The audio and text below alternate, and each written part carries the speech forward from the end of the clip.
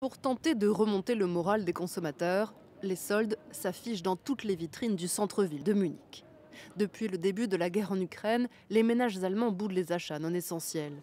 Le ralentissement de l'économie se fait plus sentir en Allemagne qu'ailleurs en Europe, et l'inflation a dépassé les 7% au mois de mars, du jamais vu depuis 30 ans. Malgré la levée des restrictions sanitaires, la guerre en Ukraine et l'inflation pèsent beaucoup sur le moral des consommateurs. Dans le monde entier, la guerre en Ukraine a trois principales conséquences sur l'économie. La hausse des prix des produits alimentaires, la hausse du prix de l'énergie et la pénurie d'engrais, dont Kiev et Moscou sont deux importants exportateurs. Pour la Banque mondiale, ces trois facteurs pourraient déclencher une récession mondiale. L'Europe, la Chine et les États-Unis connaissent d'ores et déjà une croissance plus lente. L'Europe fait face à un plus grand risque de récession que les États-Unis à cause des prix du gaz naturel et sa grande dépendance à cette énergie. Je ne crois pas que l'Europe ait pris les dispositions nécessaires pour affronter cette situation, comme par exemple maintenir les centrales nucléaires en Allemagne.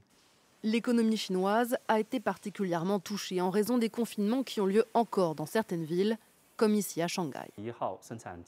Nous avons fermé le 31 mars et nous avons rouvert le 22 avril. Près de 70% de nos employés sont de retour et ont repris le travail en circuit fermé. Nous sommes à 70% de nos capacités de production. Avec le Covid-19 et la guerre en Ukraine, la Banque mondiale revoit ses prévisions à la baisse. La croissance mondiale pour 2022, estimée à 4,1% le mois dernier, a été recalculée à 3,2%.